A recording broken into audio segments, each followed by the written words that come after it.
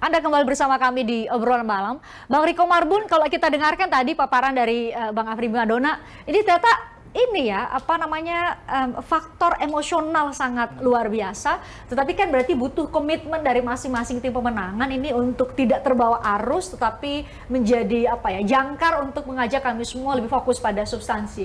Udah dilakukan nggak tuh? Jadi begini, ada satu hal menurut saya yang terluput dari diskusi banyak orang ketika bicara tentang menawarkan sesuatu yang sifatnya substantif.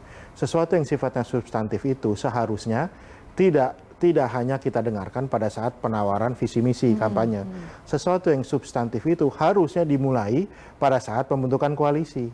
Pada saat pembentukan calon kandidat. Kenapa? Ya, kenapa misalnya Prabowo harus berpasangan dengan Gibran misalnya?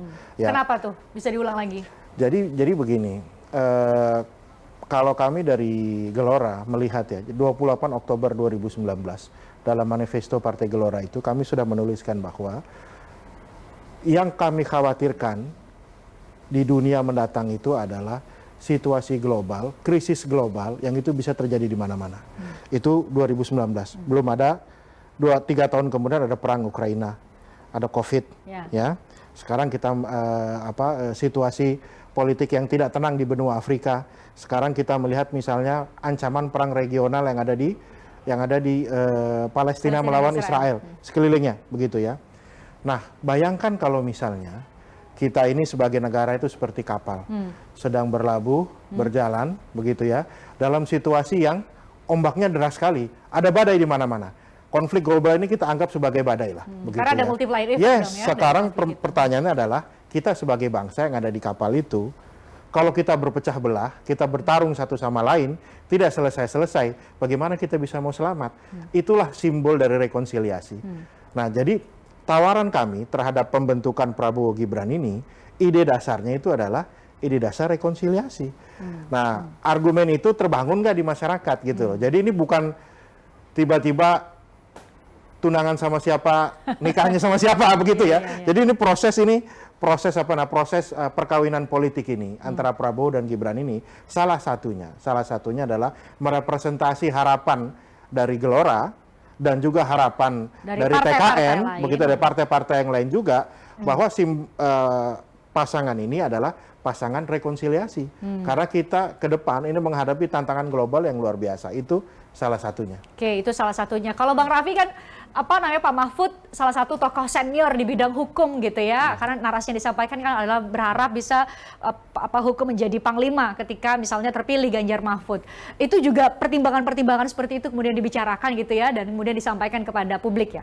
Ya, jadi seperti yang beberapa kali Pak Ganjar sampaikan bahwa ini bukan tentang Ganjar, ini bukan tentang Mahfud, tapi ini tentang Indonesia. Nah, Pak Ganjar mewakili pemimpin yang merakyat.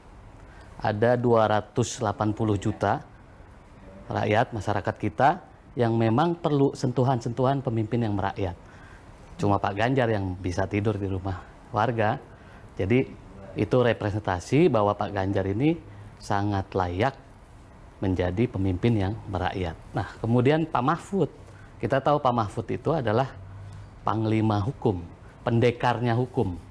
Jadi ini bukan tentang Pak Mahfud juga, tetapi di Indonesia hukum harus diselamatkan. Hukum harus ditegakkan melalui tangan-tangan Pak Mahfud.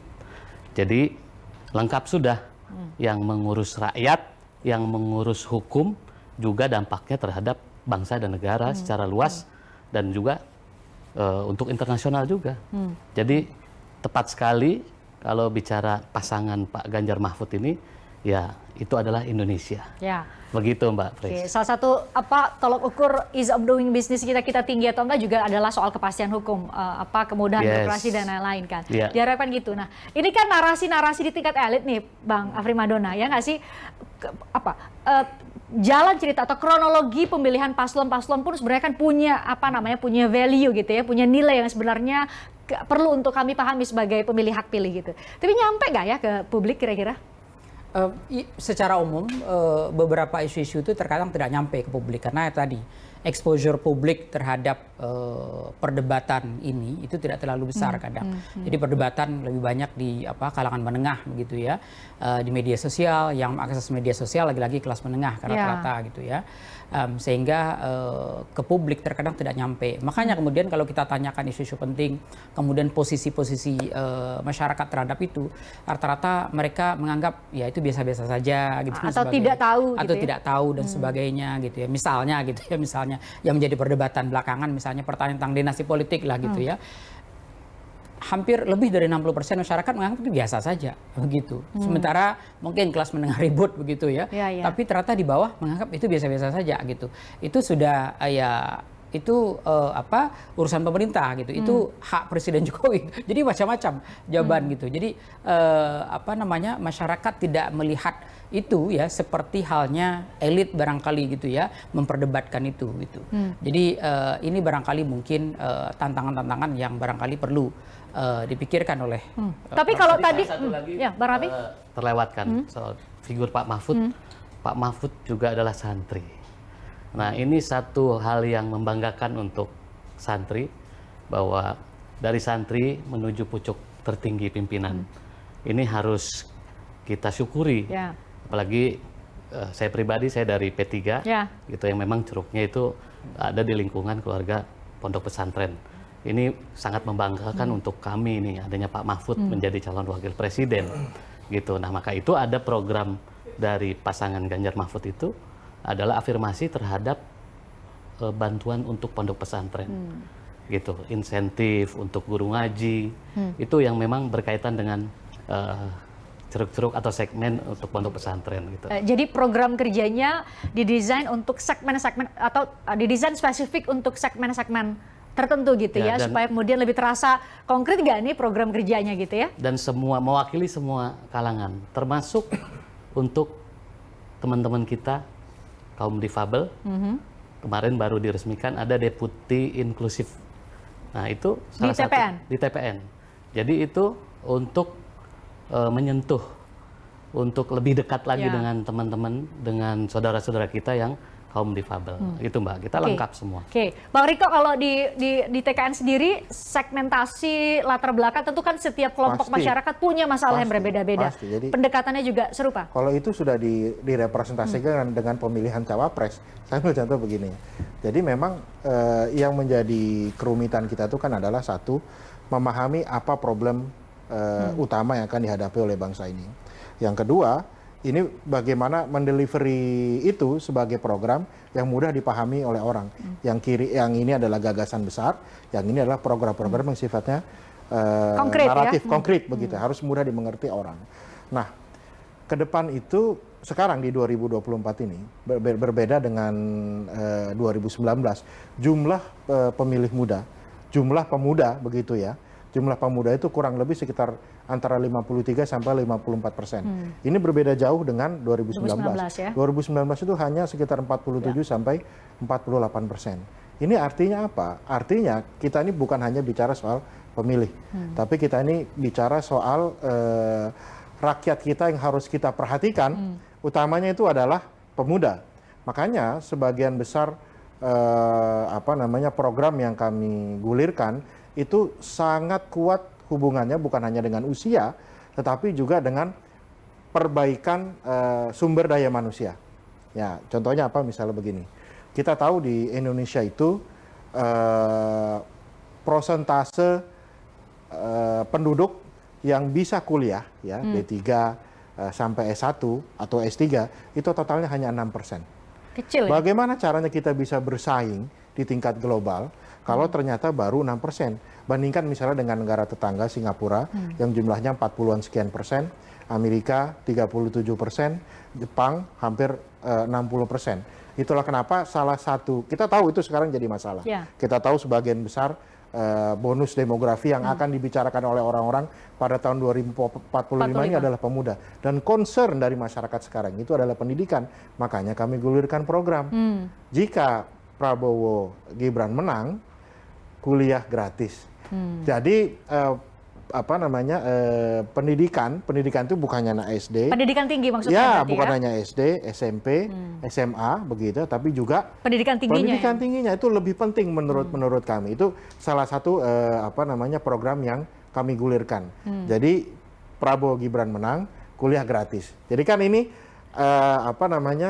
ada tantangan yang kami cermati. Ini diharapkan dengan bahasa yang Sederhana, sifatnya ya? sederhana, agak sedikit jargonistik begitu ya. Tetapi itu mudah-mudahan bisa diterima orang dan harus diyakinkan orang bahwa memang kalau kita mau maju, pendidikannya juga harus kuat. Itu salah satu contoh.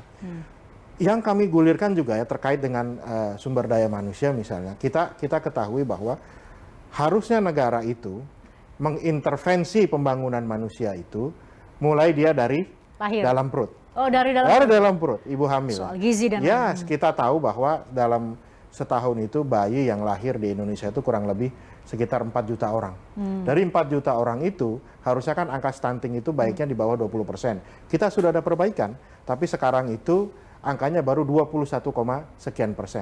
Oleh karena itu misalnya, salah satu yang kami dorong adalah bahwa jika Prabowo Gibran itu menang, maka baik ibu hamil maupun balita, begitu ya, itu akan mendapatkan subsidi nutrisi gratis dari negara. Jadi Anda bayangkan ya, dari hamil, ya, lahir, sampai dia kuliah, dia harus diurus oleh negara. Ya, setelah itu barulah negara bilang, mana pajaknya sinilah kurang lebih begitu. Atau mana kontribusinya Iya, buat mana negara? kontribusinya kurang lebih Bang Raffi, begitu. kenapa Bang Raffi? Saya mau menanggapi soal kuliah gratis. Sebenarnya tidak perlu menunggu nanti pemimpin yang baru. Sekarang sudah ada program kuliah gratis, itu KIP namanya. Itu sudah banyak sekali, itu digelontorkan oleh Kementerian Pendidikan dan Kebudayaan. Jadi nggak perlu nunggu nanti siapa, dan sudah ada sebenarnya. Nah, tinggal memang ini menjadi komitmen-komitmen, termasuk di visi misi atau program Pak Ganjar Mahfud itu ada 1 rumah 1 sarjana, gitu. Itu spesifik dan terukur, terarah, juga kita menyesuaikan dengan kemampuan APBN, dan gratis untuk berapa orangnya itu kan memang harus betul-betul masyarakat ini jangan dijanjikan ini gratis, makan gratis. Oke, pertanyaan biaya dari mana kan? Biaya dari mana, terus kemudian kemampuan APBD kita Cukup nggak? cukup apa enggak, gitu kan. Jadi memang harus rasional, harus tepat sasaran, harus terukur program yang dibuat. Nah, kami membuat program Pak Ganjar Mahfud itu semua terukur, menyesuaikan dengan APBN, terus menyesuaikan dengan kondisi di lapangan seperti apa. Jadi realistis semua. Gitu Bang Riko, kira-kira. memang yang nggak Saya realistis pikir ya tadi gratis? Kalau hitung-hitungan itu, jadi anggarannya itu begini. Kalau kita mau buat cukup ya cukup, mau dibuat nggak cukup ya nggak cukup. Tapi yang lebih penting itu sekarang adalah orientasi dan kebijakan politiknya itu ke sana atau belum, begitu maksud saya. Nah, kenyataannya kan yang kita lihat di bawah, saya sendiri kan kampusnya kampus negeri, begitu ya. Dulu dan sekarang, itu yang namanya gratis itu ya memang belum ada itu. Jadi saya pikir, dan kalau ditanya apakah kita sanggup atau tidak, itu hitung-hitungannya kita bisa dibuat di luar ya. Tapi kami dari tim sudah melakukan perhitungan, ya, apabila kita memang punya keinginan dan orientasi kebijakan, kuliah gratis itu bisa dilakukan. Kita punya Dan uang. sudah ada. Kita Mas punya Riko uang. sudah ada bidik misi. Bidik Itu kan misi. gratis. Program Gratis bidik ini misi. untuk semuanya, Pak. Gratis untuk semua, bukan untuk orang-orang tertentu aja. semuanya Itu. realistis atau enggak? Ya Kemampuan realistis dong, duit kita APBN banyak. Duit kita banyak, Mas. Ya. Duit kita banyak. Nah, Yes. tinggal masalahnya sekarang orientasi kita terhadap itu Prioritas ada ya. atau tidak. Iya, itu. Kebijakan politiknya itu yang penting menurut saya. Kan kalau bicara struktur atau postur APBN sudah jelas. Untuk pendidikan itu 20%, begitu kan. Ya lebih dari itu bagus sekali. Kenapa 20%? Itu memang menyesuaikan dengan kemampuan APBN kita gitu. Jadi memang harus yang realistis gitu. Ya saya pikir realistis. Jadi masyarakat itu. Duit kita tuh banyak kok. Duit kita tuh banyak, uang kita tuh banyak. Tinggal masalahnya prioritas utama kita sekarang ke depan itu mau kita geser ke arah sana atau tidak. Itu aja pertanyaannya. Bang Afri Madona, ini kan tadi kan kita sampai ke apakah publik atau pemilih itu kemudian punya fokus atau setidak-tidaknya mau, karena tadi kita bicara programnya sih bagus-bagus, tapi kan kemudian kita lihat apakah ini mampu diwujudkan atau tidak gitu ya, setelah kemudian ada program yang mampu diwujudkan atau tidak. Berapa persen dari jumlah yang hanya belasan tadi yang kemudian melek setidak-tidaknya misalnya di perkotaan atau warga menengah ke atas yang kemudian mau menilik lebih jauh, ini realistis atau tidak, ini APBN kita mampu atau tidak, ini sudah ada hitung-hitungannya atau tidak. Terus terang kita belum sampai ke program detail ya, karena program-program itu kan relatif baru ya disosialisasikan dan sebagainya begitu, sehingga kita belum mengidentifikasi secara detail program-program dari berbagai macam paslon gitu, karena kita takutnya kurang berimbang gitu ya. Karena selama ini yang paling secara parsial disampaikan ya. Iya, secara parsial sampaikan. Nah, kedepannya kalau seandainya ketiga paslon ini sudah memiliki program yang sudah detail dan sebagainya, mungkin kita bisa tanyakan ke publik dan bagaimana publik mengakses. Oke. Berkaca dari pemilu-pemilu sebelumnya, program-program semacam ini yang segmented, yang konkret, yang kemudian memang menyasar pada satu masalah dan kemudian ada jalan keluar yang ditawarkan oleh masing-masing paslon, seberapa menjual atau seberapa mempengaruhi preferensi politik mereka? Selama ini cukup kuat, misalnya gitu ya, salah satu yang membuat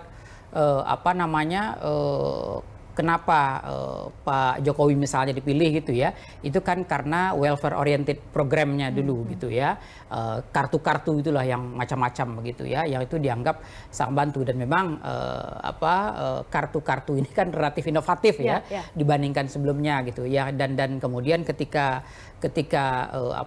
memerintah dan betul-betul dijalankan gitu kan, kartu Indonesia Sehat dan sebagainya, kita bisa kuliah gratis, kita bisa berobat gratis, terutama kalangan miskin dan sebagainya gitu ya. Jadi realistis program ini terkadang dalam beberapa hal mungkin bisa ditangkap oleh publik begitu ya, dan ini bisa mempengaruhi. Jadi yang ingin saya katakan adalah program yang sederhana menyentuh kebutuhan yang betul-betul real bagi publik seperti tadi, sekolah gitu misalnya gitu ya, biaya sekolah gratis, kemudian angkatan kerja peluang kerja gitu, kesehatan peluang kerja dan sebagainya gitu, susu, telur, daging gratis, itu sesuatu yang mudah ditangkap oleh publik gitu, dan itu memang yang betul-betul masalah keseharian mereka, karena masalah keseharian mereka kalau kita lihat di survei itu rata-rata bergulat dengan kebutuhan khusus dan biaya-biaya seperti listrik, transportasi gitu ya, biaya-biaya keseharian gitu. Jadi memang daily life itu salah satu beban penting bagi masyarakat yang perlu dikurangi oleh siapapun yang terpilih gitu. Oke, oleh siapapun yang terpilih. Tadi kita bahas sedikit soal hal-hal yang menjadi kebutuhan pokok lah ya, katakanlah kesehatan, pendidikan, kemudian juga peluang kerja. Mungkin kita akan melihat proyeksi ke depan karena dunia juga ikut berubah. Bagaimana soal green economy, bagaimana soal kita bertransformasi ke hal-hal yang bersifat baru dan termasuk di dalamnya adalah ikut menjadi atau bersaing dengan negara-negara lain. Ini juga perlu untuk kita dengarkan. Selain kita urusan perut di dalam negeri, kita juga bicara mengenai bagaimana kita mampu bersaing dengan negara-negara lain secara global. Kami kembali sesaat lagi untuk Anda.